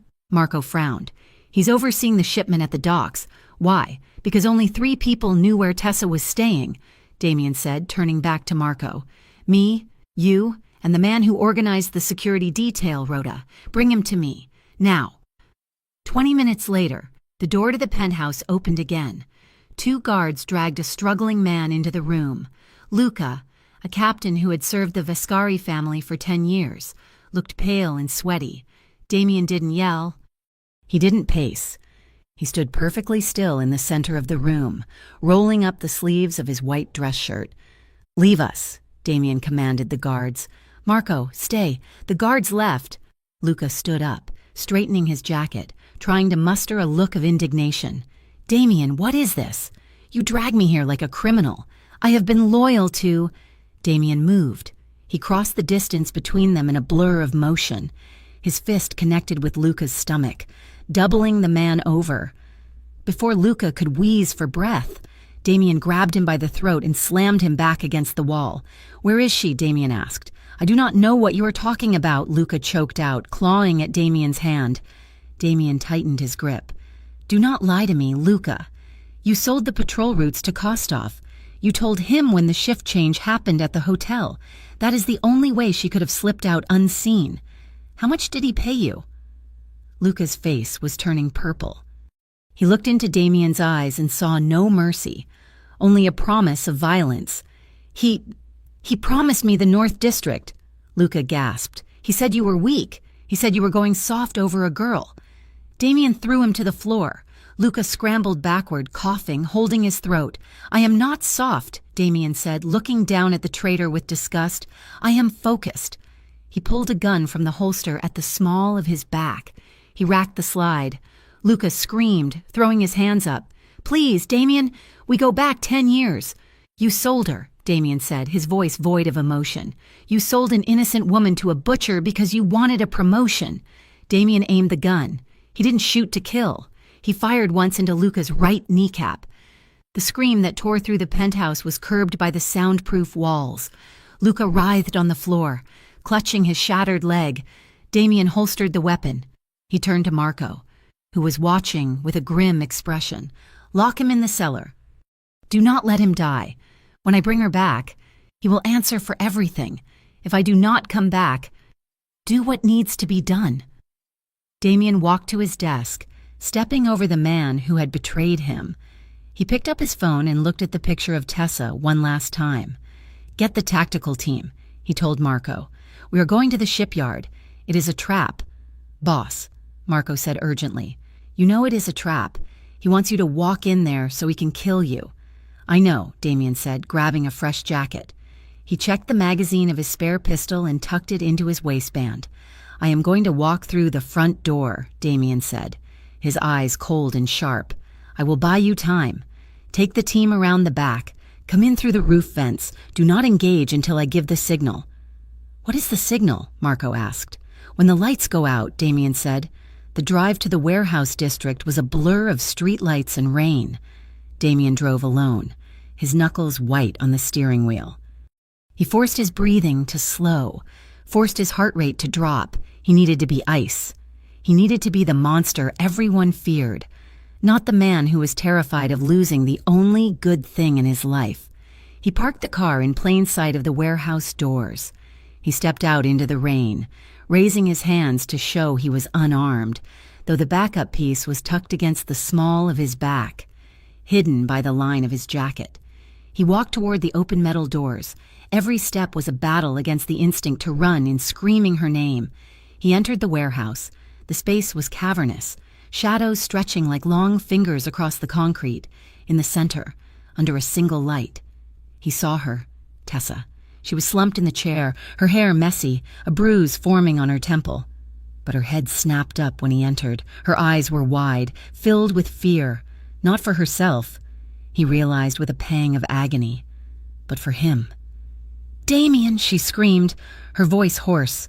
"Go back. It is a trap." Damien didn't stop. He walked until he was 10 yards away, then stopped. Viktor Kostov stepped out from the shadows behind Tessa's chair. He held a heavy pistol, the barrel resting casually against Tessa's shoulder. 2 other gunmen flanked him, weapons raised. Ethan was cowering in the corner, sobbing quietly. "You came," Kostov said, sounding delighted. "I told her you would. Let them go." "Viktor," Damien said. His voice was steady, projecting power he didn't feel. "This is between you and me. The girl is a civilian, the boy is a nobody. Let them walk out and you get me." Tessa struggled against the ropes. "No, Damien, do not do it. He is going to kill you anyway." Damien's eyes flicked to hers for a second. In that brief glance, he poured everything he couldn't say. "I love you. I am sorry." "Hold on," Kostov laughed. "You are in no position to negotiate. Damien, you are unarmed. You are outnumbered, and I have the prize." He reached down and grabbed a handful of Tessa's hair. Yanking her head back, Tessa cried out, a sharp sound of pain that made Damien's vision blur with red. "Stop!" Damien growled, taking a step forward. Ah, Kostov tutted, pressing the gun barrel against Tessa's neck. "Stay right there. I want to savor this." He looked over at Ethan. "Bring the boy here." Kostov ordered his men. One of the guards grabbed Ethan and dragged him into the light. Ethan was dead weight, his legs refusing to work. They threw him to the ground at Damien's feet. "Please!" Ethan wept, clutching at Damien's shoe. "Please, I didn't mean to." Damien looked down at the boy who had sold his sister. He wanted to kick him. He wanted to crush him. But he looked at Tessa, and he saw the desperate plea in her eyes. "Save him." "He is a child," Damien said to Kostov. "Let him go." Kostov smirked. "He needs to learn a lesson about debts. Teach him." The guard standing over Ethan raised his rifle butt and brought it down hard on Ethan's ribs. Ethan screamed, a horrific, high-pitched sound that echoed off the metal walls. "No!" Tessa shrieked, thrashing in the chair so hard it nearly tipped over. "Stop it! Please stop it!" Damien flinched, his hands curled into fists at his sides. Every instinct screamed at him to move, to attack. But he knew Marco and the team needed 2 more minutes. He had to stall. "Is this what you have become? Viktor?" Damien asked, his voice dripping with contempt. "Beating children, torturing women? You wanted the city? You are not a king. You are a thug." Kostov's smile vanished. "I am the man who won." He spat. He signaled the guard again. The man kicked Ethan in the stomach, hard. Ethan curled into a ball, retching. Damien took another step forward, unable to help himself. "I said stop." Kostov turned the gun. He pressed the muzzle hard against Tessa's temple, pushing her head to the side. "Take another step, and I paint the wall with her," Kostov hissed. The world froze. Damien froze. He looked at Tessa. She was weeping silent tears. Her blue eyes locked on his. There was so much fear there, but also so much love. She was mouthing something to him. Run. She wanted him to run. She was willing to die to save him. The realization broke him. "Okay," Damien said, holding up his hands. "Okay, Viktor, you win." He slowly lowered himself to his knees. The concrete was cold and wet against his trousers. He looked up at Kostov, surrendering his height, his power, his pride. "Take me," Damien said softly. "Let them go. Let them walk out the door, and I will stay. You can do whatever you want to me. Just let her go." Tessa sobbed, shaking her head. "No, Damien, no, please." Kostov looked at Damien kneeling in the dirt. A look of triumph washed over his face. He had done it. He had brought the great Damien Vescari to his knees. He took the gun away from Tessa's head. He aimed it squarely at Damien's chest. "I think I will just kill you all," Kostov said, his finger tightening on the trigger. "It is cleaner that way. Goodbye, Damien." Damien didn't look at the gun. He looked at Tessa. Now. A loud thunk sounded from the main breaker box on the far wall. The warehouse plunged into absolute, pitch-black darkness. For a split second, there was silence. Then, the world exploded. Glass shattered from the skylights above as ropes dropped from the rafters. The distinct, suppressed thwip-thwip of silencers cut through the air. Damien moved before the first casing hit the floor. He didn't run away. He lunged forward into the dark, guided by memory and desperation. Diving toward the spot where Tessa was tied, Kostov fired blindly. The muzzle flash lit up the room like a strobe light, a single, terrifying frame of violence. Bang! A bullet chipped the concrete inches from Damien's ear. Bang! Damien crashed into the chair, tackling Tessa, knocking her and the chair sideways to the floor just as another shot tore through the space where her chest had been. "Get down!" he roared, covering her body with his own in the dark. Gunfire erupted from all sides. Damien's men were in the rafters. Kostov's men were spraying bullets wildly. The air filled with the deafening roar of automatic weapons and the screams of men dying. Damien fumbled in the dark, his hands finding the ropes at Tessa's wrists. He ripped at a pocket knife he had concealed in his sleeve. "Stay down," he screamed over the noise. Tessa was screaming his name, but he couldn't hear her. He slashed the ropes. Another muzzle flash illuminated the room. Kostov was standing 10 feet away, firing at them, his face twisted in a mask of demonic rage. Damien felt a sledgehammer blow to his left arm, a graze, a hit. He didn't know. He just knew he had to get her out. Chaos reigned. The darkness was alive with death. And in the center of the storm, Damien held Tessa tight, neither of them knowing if they would live to see the lights come back on. The warehouse had become a strobe-lit nightmare of noise and violence. Muzzle flashes cut through the pitch blackness like lightning strikes, illuminating brief, terrifying vignettes of men shouting and bodies falling. The roar of automatic gunfire was deafening, bouncing off the corrugated metal walls until the sound felt like a physical weight pressing against the eardrums. Tessa Hale was on the floor. When Damien had tackled her, the force of the impact had tipped her metal chair sideways. She had crashed hard against the concrete, her shoulder taking the brunt of the blow, but the chaos was her cover. She dragged in a breath that tasted of dust and cordite. Her wrists were still bound tight behind her, the rope biting into her skin, but her hands scrabbled frantically against the rough floor. Her fingers brushed against something sharp, a jagged piece of rusted metal strapping that had snapped off a shipping crate during the initial volley of gunfire. She didn't hesitate. She rolled onto her side, ignoring the bruising ache in her ribs, and sawed the ropes against the jagged edge. It was clumsy, desperate work. The metal scraped her skin, drawing blood, but she didn't stop. She pulled and twisted, her terror fueling her strength, until the fibers finally gave way with a sudden snap. Her hands were free. Tessa scrambled to her knees, keeping her head low as bullets chewed up the wooden crate above her. She crawled through the dirt and debris, her eyes stinging from the smoke. "Ethan!" she screamed, though her voice was lost in the cacophony. She found him curled in a ball near the pallets, his hands zip-tied, his face buried in the dirt. He was paralyzed with fear, sobbing uncontrollably. Tessa grabbed his collar and shook him hard. "Ethan, move!" She pulled the pocket knife Damien had dropped in the scuffle. She had spotted it glinting in a flash of gunfire and sliced through her brother's restraints. "Go!" she shouted, shoving him toward the shadowy outline of a service door on the far wall. "The police are coming! Get out! Run until you cannot run anymore!" Ethan stumbled to his feet, looking at her with wild, terrified eyes. "Come with me!" "No!" Tessa yelled, pushing him away. "I'm not leaving him!" Ethan hesitated for a fraction of a second, looked at the chaotic firefight erupting in the center of the room, and then turned and bolted into the darkness.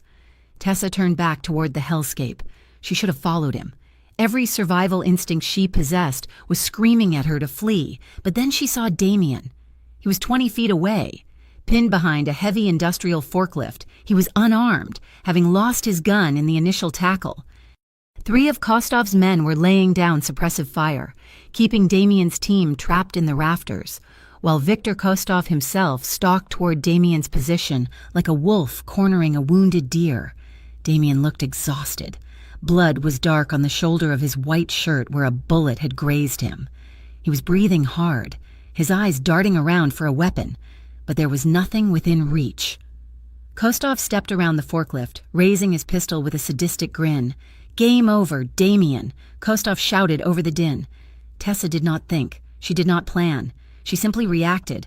She saw a length of heavy iron pipe lying in the rubble near her feet. She grabbed it. It was heavy, cold and rusted, weighing her down, but adrenaline made it feel like balsa wood. As Kostov raised his gun, leveling it at Damien's chest, Tessa sprinted out of the shadows. She didn't scream. She didn't announce her presence. She swung the pipe with every ounce of strength she possessed. The iron connected with Kostov's forearm with a sickening crunch of bone. Kostov howled, his shot going wide. The bullet sparked against the concrete floor, ricocheting up to tear a shallow gash across Damien's upper arm instead of piercing his heart.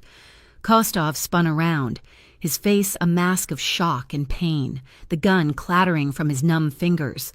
"You little—" Kostov snarled, backhanding Tessa across the face before she could swing again.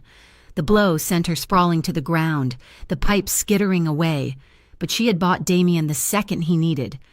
Damien launched himself from behind the forklift. He didn't look like a man. He looked like a force of nature. He collided with Kostov, driving him back into a stack of oil drums. The two men went down in a tangle of limbs and fury. It was a brutal, ugly fight.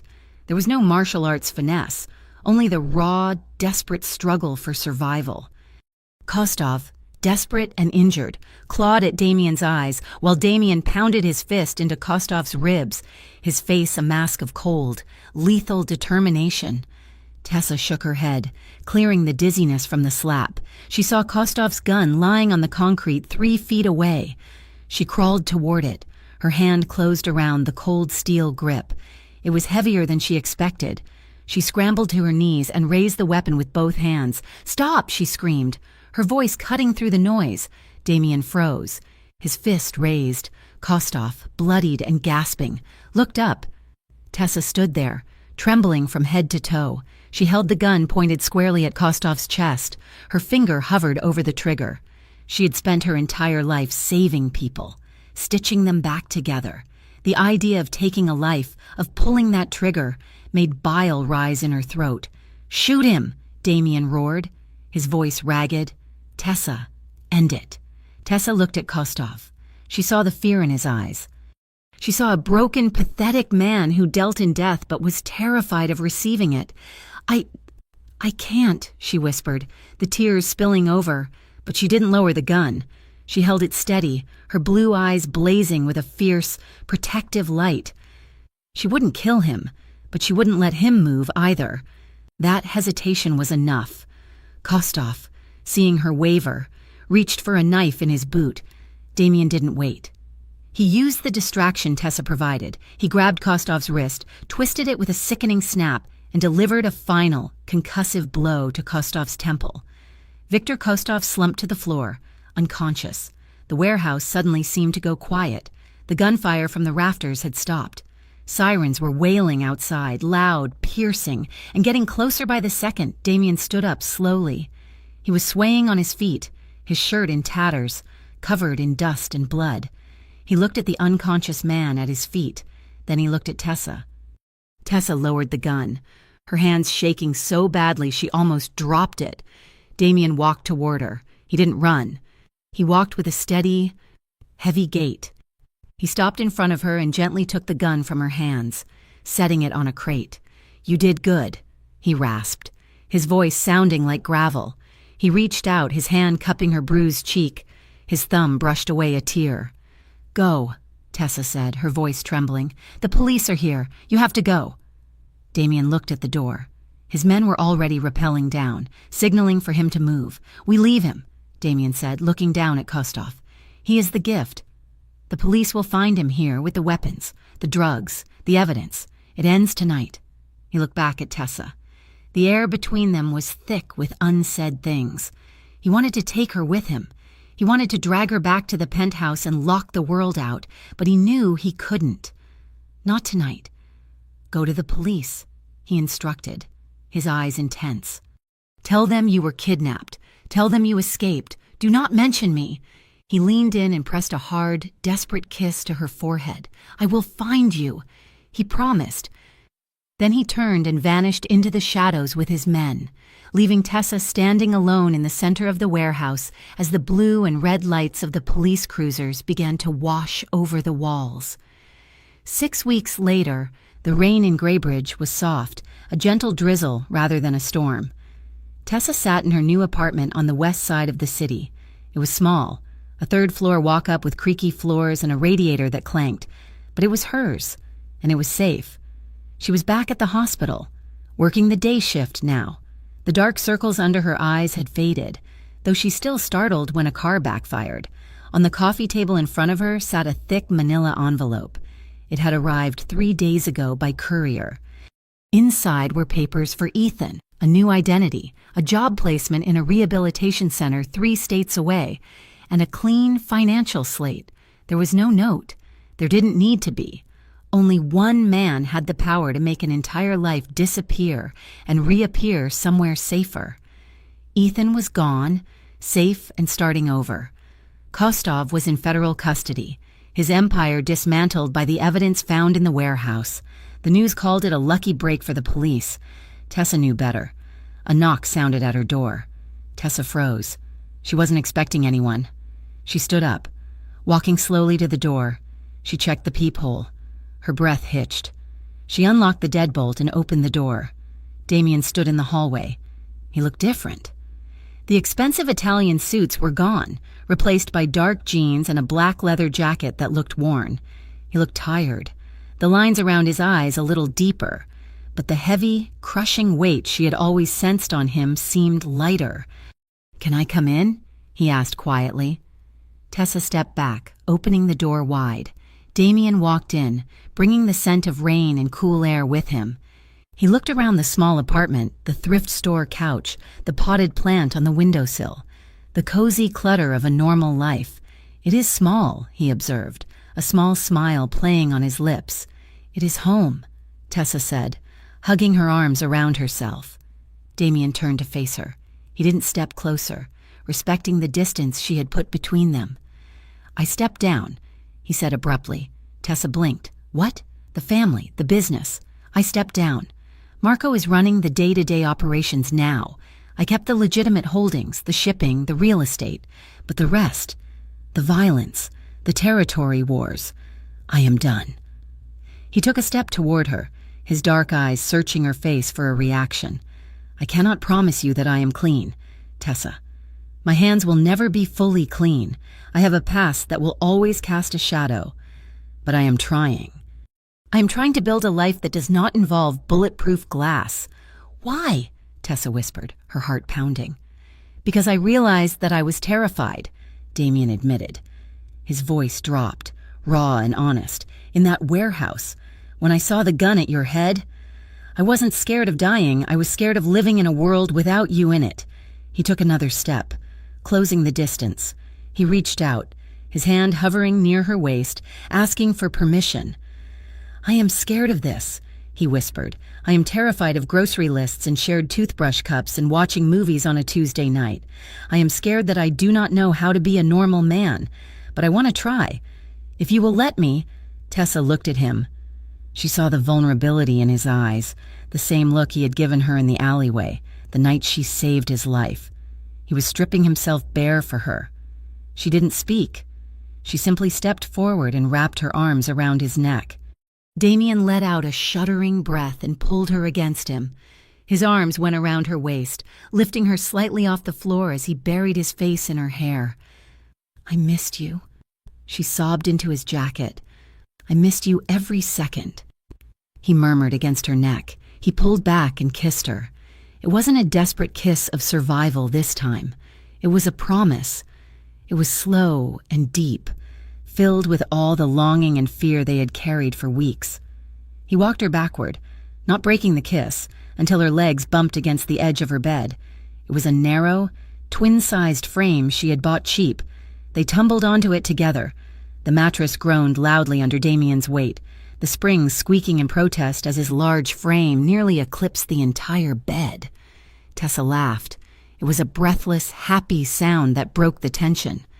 She looked up at him, her face flushed, her hair spread out on the pillow. "You are too big for this bed," she whispered, reaching up to trace the line of his jaw. Damien chuckled. The sound was low and warm, vibrating against her chest. He braced his weight on his elbows to keep from crushing her, his hands resting respectfully at her waist. "Then we will break it together," he murmured. He lowered his head, kissing the hollow of her throat. Tessa gasped, her hands sliding under his jacket to feel the warmth of his shirt, the solid muscle of his back. Their kissing grew deeper, more desperate. Hands roamed, exploring with a reverence that was almost holy. He traced the line of her spine. She splayed her hand over his racing heart.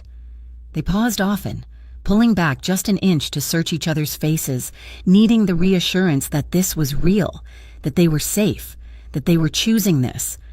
"You are okay?" he whispered, his eyes dark with emotion.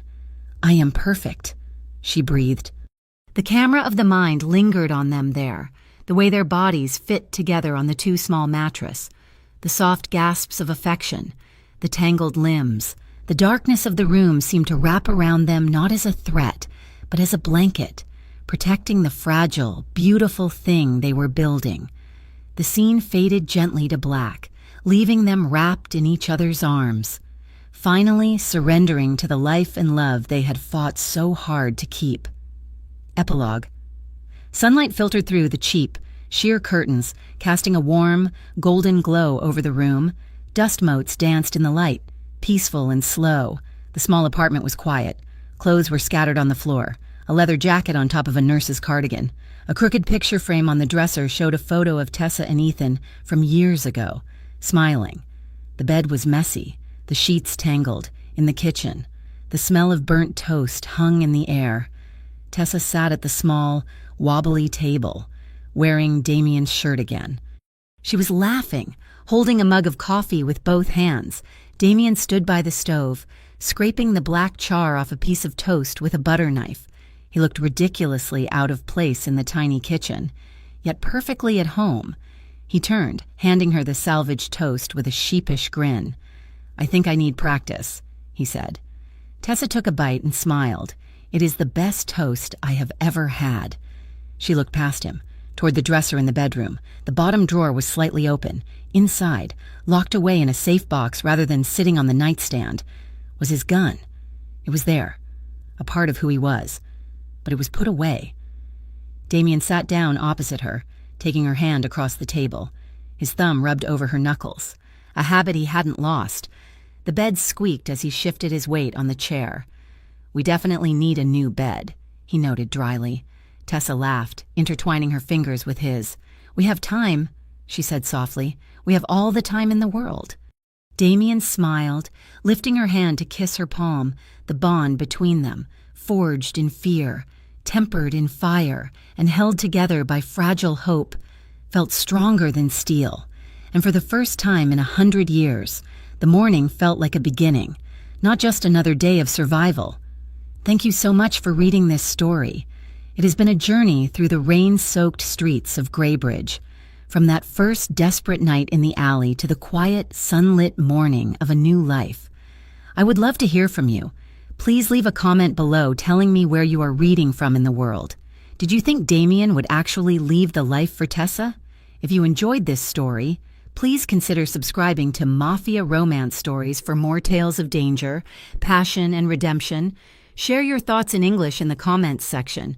I read every single one. Thank you for being part of this story.